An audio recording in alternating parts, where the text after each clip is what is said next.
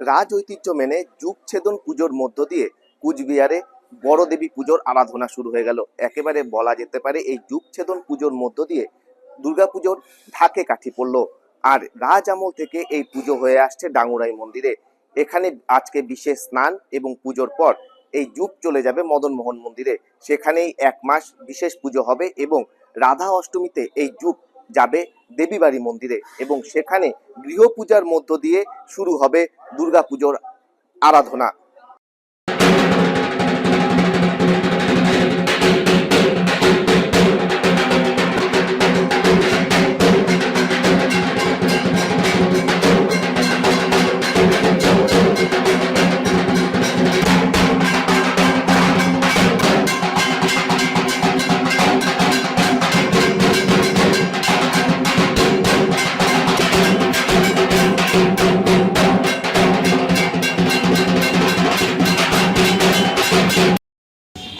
এটা কি পুজো হচ্ছে মন্দিরে?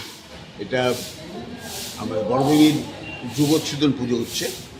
আমাদের এই যুগচ্ছেদন দিয়েই আমাদের দেবী পুজো সূচনা শুরু হলো। এটা ময়না গাছের গাছ কেটে নিয়ে এসে মহাস্নান এবং বিশেষ পুজো, এটা এই ডাঙ্গুরাই মন্দিরেই হয় প্রথম পুজোটা। সেটা আজকে শুরু হয়েছে।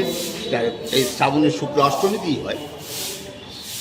আজকে এই পুজো এবং মহাস্নান বিশেষ পুজো অন্তে সন্ধ্যায় এখান থেকে আমাদের জোয়ার বক্সি আসবেন এবং উনি মাকে মদনমোহন মন্দির নিয়ে যাবেন। ওখানে পুরো 1 মাস মায়ের অর্চনা হবে এবং তারপরে পুরো 1 মাস অর্চনা হবে।